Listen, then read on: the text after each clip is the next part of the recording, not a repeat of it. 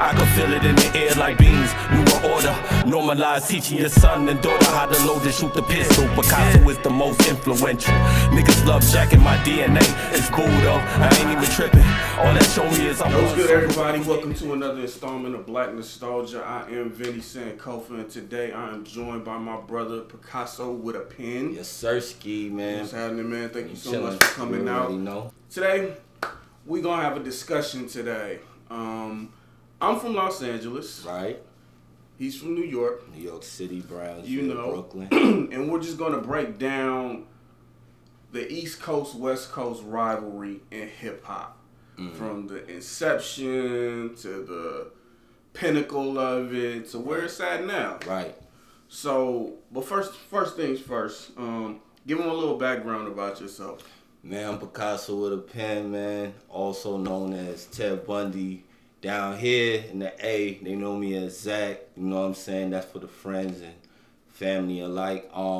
Artist, writer, brother, you know what I'm saying, son, all of the above, man. But I got some projects and stuff coming out. We're going to talk about the art. I got some projects and stuff coming out. I got a few singles dropping. I think I'm going to put out Slang Rap Volume 2. It's a continuation of original song EA and Amari put out. Yeah, shout out to EA and Amari. Yeah, man. You know what I'm saying? So I think I'm going to drop that. I got that on the horizon. I also got a new tape coming out, album. It's called To London With Love. It's produced by Ace Hits from London. Shout out to my guys out there in the UK. I'm working, man, grinding, bubbling, building, you know what I'm saying? Being black, being unique, you know what I'm saying? Just branding, bro. You know what time we on, 2021 and beyond. For sure, man. Well, I appreciate you taking the time and stopping and chopping it up with us, man. Sure. Today, like I said, we're going to discuss the East and West Coast rivalry in hip hop. Right. So let's take it back, man. Let's go back. Let's go back to our young childhood days. All right, let's bring it back. When would you say you discovered a fondness for hip hop? Oh man, I think around the age about cognitive, probably about 4, 5 or 6. Mm-hmm. I think I was real cognitive of it, especially just hearing my dad play certain stuff, hearing similarities. I'm kind of like a textual learner, and, you know, taking that in, hearing all of the beats from the soul, and then, of course, you know what I'm saying, the late 80s going into the 90s, a lot of stuff was sampled with James Brown. Oh, yeah. So just hearing those similarities, the different soul samples being used into something that I can relate to, and I can identify when I watch, you know what I'm saying, the video music box. Yeah. You see the shout brother, out to the box. you know what I'm saying? Yeah. So I think I was cognitive of hip hop, or kind of like finding out about music, especially hip hop, around about 5, 6. Okay. Yeah. I think for me, I first discovered hip hop. It's funny, Criss Cross. When I really think about it. Shit, I remember them too. Criss Cross, yeah. I remember them too. That was they came out when I was in like 2nd grade. Okay. Yeah, and like had everybody rocking the clothes backwards, you know. Yeah, and I definitely wanted to emulate that, mobbing around with my clothes backwards, looking like an idiot. Yo, brothers was doing it. They were doing it on my side too. Yeah. But that's when I think I first started like really digging hip hop. But I wasn't really into the hardcore hip hop at that point. You know, that was more kid friendly. True. You know, and like gangster hip hop scared the hell out of me. Like I think I tell this story, man, when my cousin Marlon had the NWA tape and he put on Gangster, and I ain't never heard like cussing and shooting and all of that. Right. Like on a track, and that scared me, so I didn't really mess with hardcore hip hop until I first heard Doggy Style. Then I started getting into like you know, the gangster rap and everything like that. Right. That was a hard album, bro. Very, very, very much so. So you being from the East Coast, man, and you kind of being in the epicenter, the mecca of hip hop. Right. Seeing other cultures and other sides do hip hop. Right. What makes New York hip hop so unique, though? Man, New York hip hop, first of all, is unique to me because, for one, I'm from there and I got to witness a lot of stuff, especially that golden era. Right. But what makes it unique is, hey man, it's the origin. It's like asking like what makes Africa unique to black people or melanated people as a whole. It's the origin. Anything that originates somewhere, it always has like a special type of energy that goes with it. And the people that surrounds that epicenter where that thing is bubbling at, they have that vibe. Yeah. You know, that creative vibe, that attitude, the culture, everything, you know what I'm saying, that goes along with it. You know, but it's the Mecca, baby. I agree, man. And that's one thing I always admired about New York hip hop is you guys take it so serious and you really it's an art to you guys. You know what I'm saying? Like when I went to New York, it was like so many cats that, you know, we out in Atlanta. Everybody say, I rap. Right. You know, they'll hand you a mixtape or a demo or whatever, and it sound like everything that's on the radio. But when I was in New York, man, I swear there's a lot of cats that said they rap, you know, but we hear them in the ciphers, and they actually, like, come with bars, and they spitting, you know what I'm saying? It's some substance to what they saying. So that's one thing I always really respected about New York is that what they put into the craft. It's not just cookie cutter. Right. It's not. It's people like if your rap game ain't strong, you know you get booed. Hell yeah, you seen what happened. Yeah, you seen what happened, with, bro. With the Dipset and the Locks. Man. Yeah, that was like a prime example of just the art being worked on both sides. You drop your books, you lose your lessons. We don't care if you from here. You from here and you come lackluster, you too cool for school. When it's time to, you know what I'm saying, spit that, we gonna eat you. Yeah. Like, we gonna let you be known. You nigga get off the stage. Like, you know what I'm saying? But you ain't have it that night. But, nah, man, it's definitely something. It's definitely something special, bro. It's definitely something special. I agree, man. And that's one thing I do wish other you know, coasts would take a cue from, you know, not to say there's cats from other regions that don't spit, but you know, like just put more to your craft. That's all cats be asking. You know, it's an art form, so respect it like an art form and don't treat it like a hustle. Right. So let's see, what else I got for you. Describe to me the scene, the New York hip hop scene in the 90s.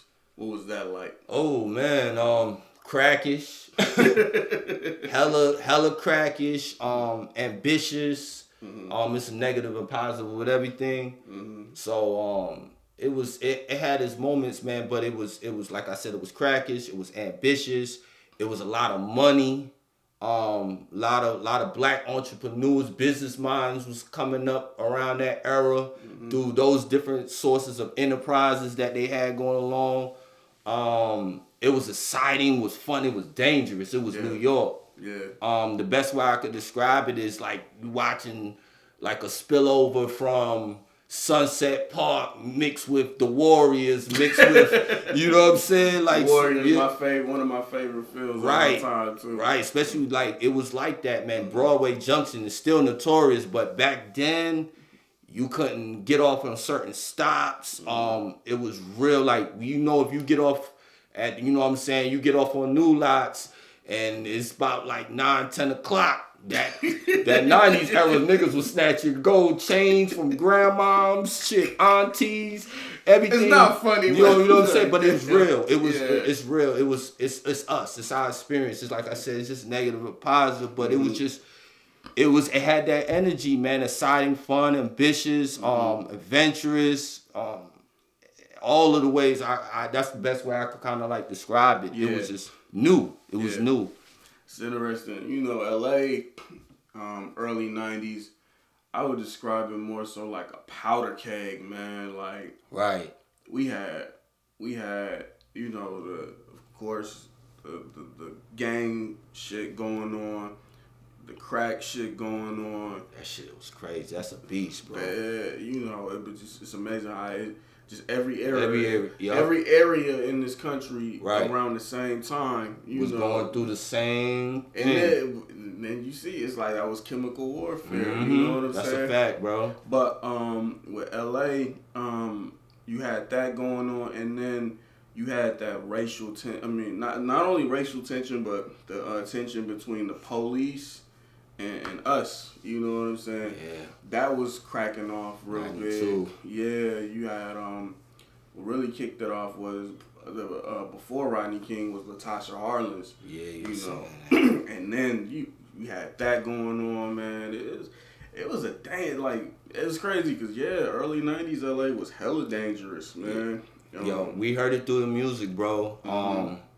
Just to add on, reback what you were saying about, you know what I'm saying, bigging up, you know what I'm saying, the craftsmanship and the, you know what I'm saying, the Mecca. I got to big up LA too, you know what I'm saying, because LA definitely added on and is hip hop, even though y'all brung a different light to a subject matter that was being touched on. Y'all brung it in, y'all crafted it, and y'all gave us y'all story, and we understood it, and we loved it. We knew it was different, but the ones that really knew, we loved it, bro. Like, we was running with it. The look, you know what I'm saying? The whole look, the whole feel, the whole rebelliousness, the simplicity, the fun. You know what I'm saying? The danger that came along with the activities that brothers was doing, you know? LA definitely added on, man. Definitely legendary. The rap game, hip hop would be incomplete without LA. You know? That. You know what I'm saying? For real. Yeah. And to piggyback off of that, man, what was the impact of West Coast artists when they first started making waves in New York? What was the scene like? Oh man, it went from gold chains, peace, and medallions to, you know what I'm saying, whether we want to view it, you know what I'm saying, in whatever lens we want to view it in, but it went from that. It was like the changing of the guard. Best way I could kind of describe it is like when, you know what I'm saying, when Kobe came, you know what I'm saying, and he came and AI came, you know what I'm saying, versus, you know what I'm saying, the Jordan.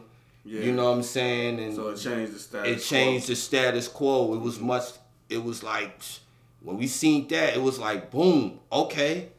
You know what I'm saying? We on the same time too. We get it. We get what y'all going through. We on this, damn, that's what y'all brothers going through over there. Damn, that's how they dress over there. Damn, they went through the same shit. You know what I'm saying? We going through in Brooklyn or Queens, you know what I'm saying, with the police. And it was like I said, bro, it was love. Like, from my side, I can't talk about nobody else, but from my peoples, you know what I'm saying, in the Ville, it was love, bro, from Snoop, Dre, Q, especially Q. Yeah. You know what I'm saying? My favorite rapper ever. You know what I'm saying? For real, MC8. Yeah. MC8 is loved in Brooklyn, bro. You know what I'm saying? That Menace to Society, niggas was rewinding it, stopping it. Damn, did he really blow Holmes' head off? You know what I'm saying? Like, oh, come on, man. It was so impactful. Right. It was impactful.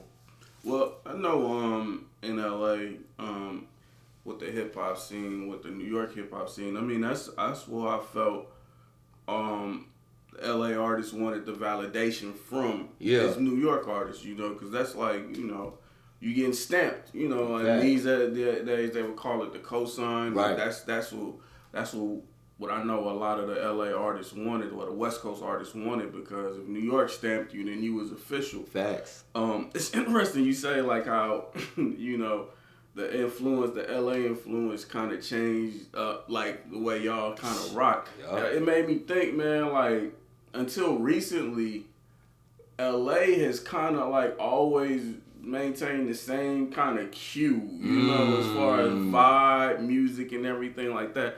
Now I kind of see it's a shift happening, and they're trying, and I don't know if this is a good or bad thing, but now cats are starting to take that Chicago mold in the way they do hip hop. But it's always tripped me out, like how the West Coast kind of influenced everybody. You know, South, a lot of South dudes would say the same thing. Facts. The Midwest cats would say the same thing. Right. You know, so I kind of like the fact that, you know, y'all look influential. Influential, you know what I'm saying? That's kind of fly. That's hard, man. That's something you can hang your hat on. Facts. You should, bro. Yeah. You know, black people is beautiful. We speak the same language, man. We might pick just it up. yeah. Pick it up. Yeah, you can bro. go anywhere and pick up on the slang like that. Yup. So when I was in Baltimore and listening to them talk, I could pick up the slang like that, man. Same thing, you know. That's a fact. It's just funny how you could put us in any situation and we could just adapt. That's real. That's in our DNA. So let's see. Okay, we asked that.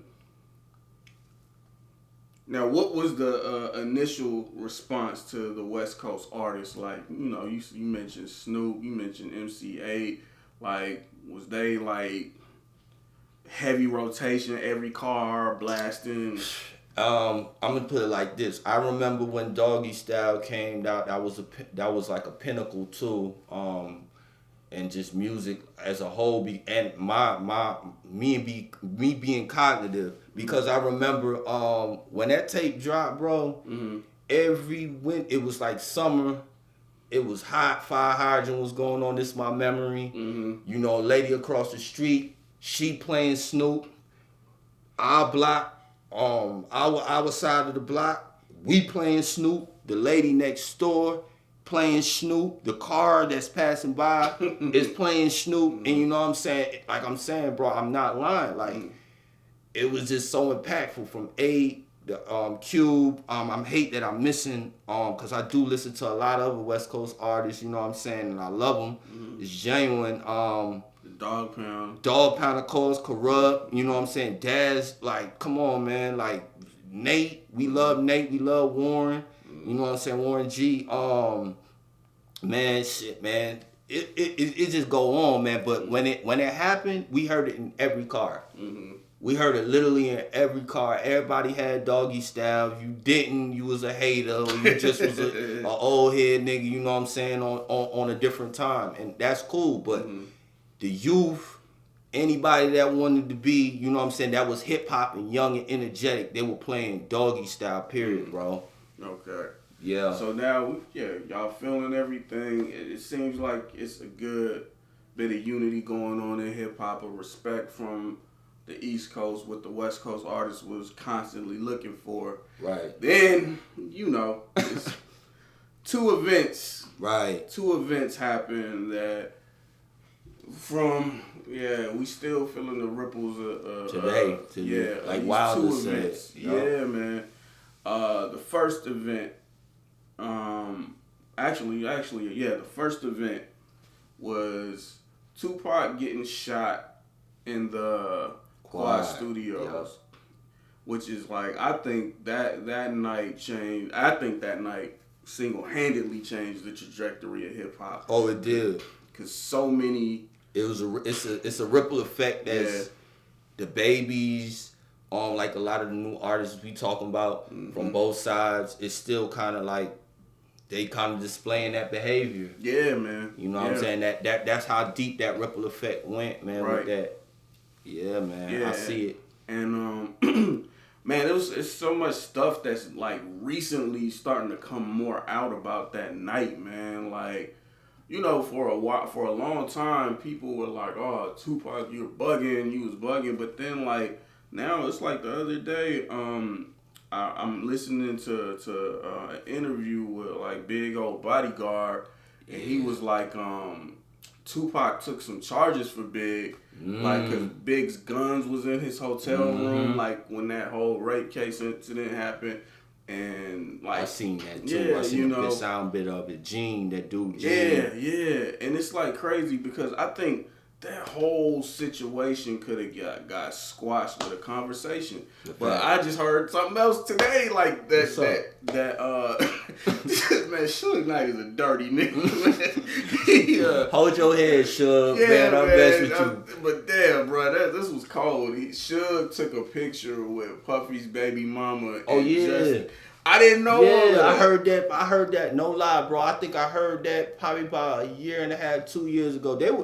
They had a friendship. Yeah, I know they had. They had a friendship, man. It was deep. It had to be deep. You know what I'm saying? But yeah, man. To add on, man, if you want me to. Yeah, go ahead. That quad, from the quad, man. You know, that definitely was a time I remember too. That's when it started feeling a little bit more darker. Mm-hmm. The energy did change.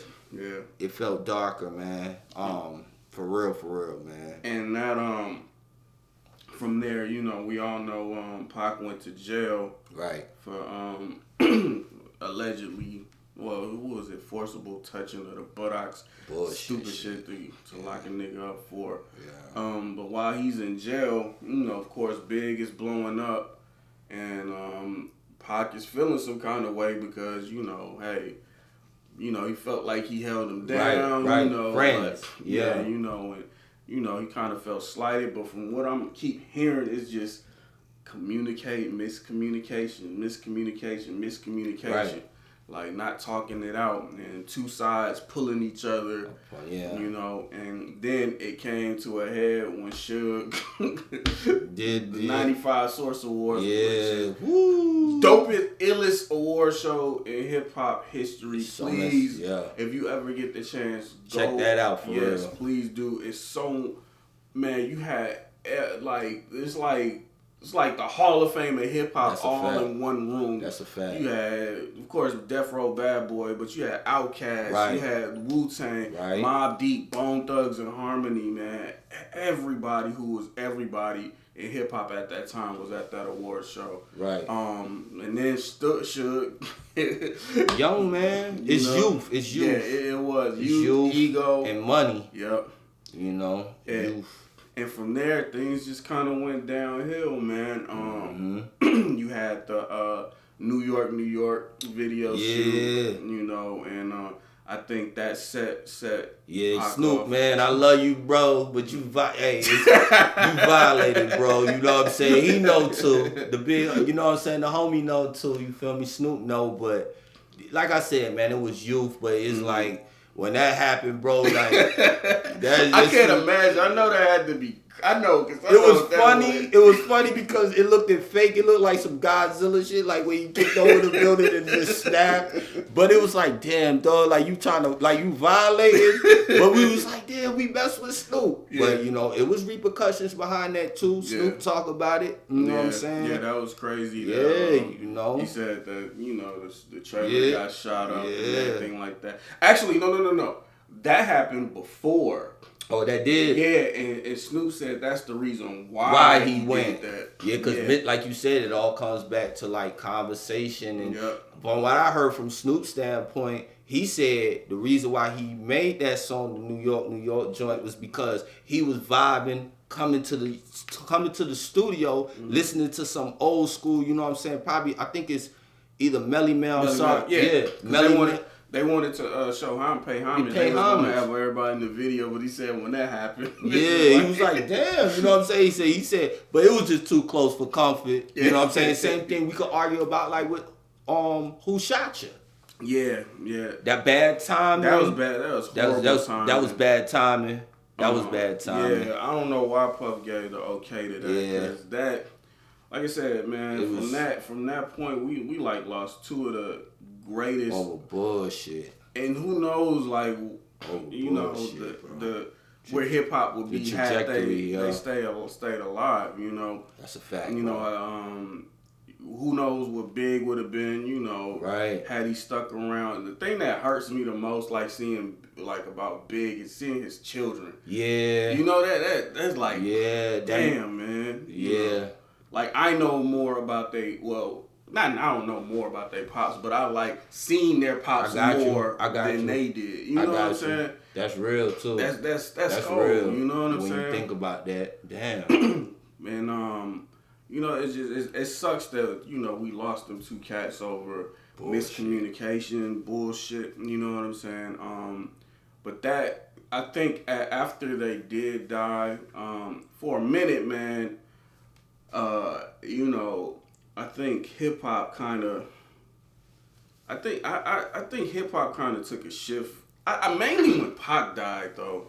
It hurt. I think when Pac died, the music kind of changed. It hurt it. It did. It hurt it. First, it hurt it. I remember that. I still remember that, man. I moved down here. I was down here when Pac passed, 96. We came down here, and I remember going to school and like, I remember just seeing classmates young. You know what I'm saying? Probably like in 3rd grade, 4th grade, like dudes crying. Yeah, you know what I'm saying? Like that's how impactful. It was, but it definitely took a different trajectory. Music did. It was like the change. It was like everybody was trying to grab the crown. Yeah. And everybody was like that he beefed with. It was weird. It was like people that he didn't talk to or his so-called enemies. They all wanted to embrace him. Yeah. You know what I'm saying? It was weird seeing that and hearing that. But it was love. I get it. You know what I'm saying? That's respectful. Nobody wanted to see. Nobody wanted to see that happen. Yeah, same with Big. You know, I just hate Big went to LA and I was back. That another. But it's just one person. I ain't gonna say that. But it's somebody's fault for that. Yeah. I ain't gonna say whose fault it is, but yeah. That shit was. Yeah, I wouldn't have did that. Ill-advised move, man. Ill-advised move. Yeah. But. I'm thankful for the music that we did get from Pac and Big. Right. I really wish them brothers had the chance to. Apparently, did you hear Nas' new album? I loved it. Yeah. King Disease 2. Yeah. On Death Row, was it Death Row East? Yeah, he was talking about all of the stuff from his like insight, and then it was just even more like lyrics. Of course, Nas' album was definitely dope, but the lyrics was on point. And then at the end when he played that bit with Ed Lover. Yeah. Oh man, I remember seeing that news clip when that did happen. And that's, you know what, and that brings me to my other thing, man, is like that beef. It made us, I know on my end, like on LA's, and it made us not really want to listen to a lot of New York artists, so we missed out on a lot of good music. Yeah, you know what I'm saying.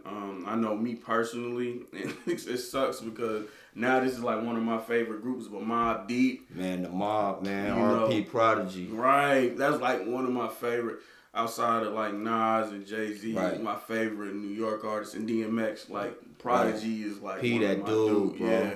P had the crown, bro. Yeah. He had we the crown. We was missing out on that, man, because, you know, like, man, I don't want to hear no... New York, you know what I'm saying? Right, like, it was like that on certain ends too, man. I remember my old head telling me stories of him playing All Eyes on Me and not knowing the time and the temperature and both sides feeling a certain type of way because the media boosted it and was sensationalizing everything that black people do and, you know, try to put their spin on it with East Coast, West Coast, and you when you say things like that, it ain't gonna be certainly like a lot of the artists that's necessary. It's gonna be the people behind them. Yeah. And there's a lot of casualties. I know that probably ain't even been spoken about on both sides. Yeah. What happened to the cats that was from, you know what I'm saying, the West Coast that came over there that was just on that type of time and that might have got hit or, you know what I'm saying? So who knows, man? But I remember my pops telling me some stories about him riding through Harlem playing All Eyes on Me. Dude, like, you know what I'm saying, almost blew shots at him for that. Right. And he finally like, oh, okay, they're not rocking with Pac, but I like Pac. And he said he spent back around the block like on some Defiant joint and threw on not Ready to Die, but Life After Death. And he was like, it kind of like, they kind of gave him a nod like, that's what we on. That's the side we on. I ain't gonna lie, when I first came to New York, I was kind of nervous. Oh, yeah, I remember that. Yeah, I was like, you know, because I'm coming from LA, I'm thinking that, you know, if I wear an LA hat, is somebody gonna say something, you know what I'm saying? Like, I ain't never been to New York, so I ain't understand the politics, how New York got down, but... Like, man, I love New York. Yeah. Like, Harlem is like more, like 125th is like my favorite place on earth. Yeah. I love 125th. Energy, bro. Like, yeah, that's like, to me, that's the capital of Black America. It is. You know what I'm saying? It is. We came up there and prospered. Yeah, you know, and the way it's set up, the street vendors, you know, you got your folks out here spitting knowledge and everything like that. The 3-car Molly niggas. Right. You know, like I ain't never experienced nothing like that. Like that was dope for me to experience that in New York. Yeah, it was dope. So now, like, man, we here, you know, in 2021, I'm sorry. Right. And man, what do you think like the state of like the New York and the LA hip hop scene is? What do you see it as now?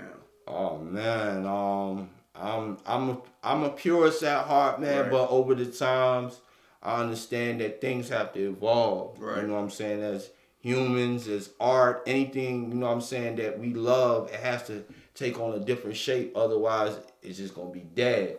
So I mean, to answer your question, way I see it right now on both sides is just young brothers doing what young brothers is doing. They express, some is gonna express themselves, some gonna know who they is, some ain't gonna know who they are at that time and that place. And all I'm hoping for is them to realize who they is and the power that they do have, because you know, we don't even own our own, you know what I'm saying, our own genre. Yeah, that's, you know, we really don't even control the narrative of what we want to push. bruh, you know, that's crazy to me, because it's like, man, black music is the biggest import that we have. Facts, man. And the fact that we don't own it, it's scary. That hurts me. That hurts man. me. The part that's so bothersome to me, man, is, you know, we're dealing with, you know, the way the music is now. And these past couple of weeks, the stuff with the baby really kind of brought it that to shit light. was whack, man. Bruh, it's like, This shit was whack. it's okay for us to talk about, like, I could go on YouTube right now and watch videos of rappers flashing burners All the time. saying, I'm gonna kill this dude. Yup. Like, naming names. Disrespecting the dead, all of that. I can see that. Yup. I can see that.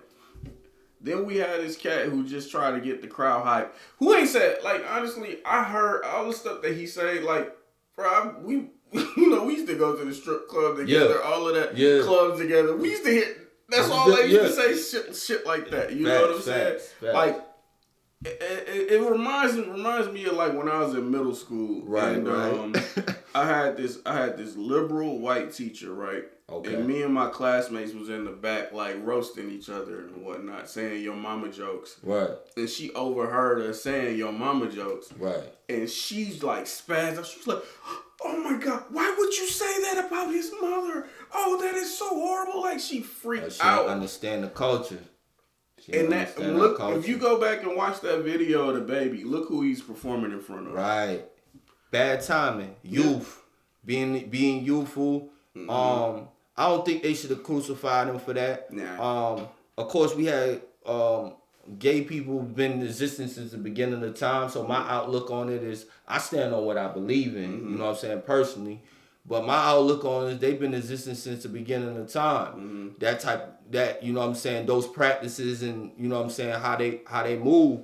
But it's like almost like they're becoming the bully. Yeah, you know what I'm saying? We all got family members that's gay. Yeah, you know what I'm saying? absolutely. Identify with, you know what I'm saying, the LGBT, you know what I'm saying, T community. I'm sorry for not naming the rest. But yeah, man, you know, it's all love at the end of the day. You know, the ones, I think we grown and we old enough to not say what, you know what I'm saying? He should have knew where he was at. Yeah.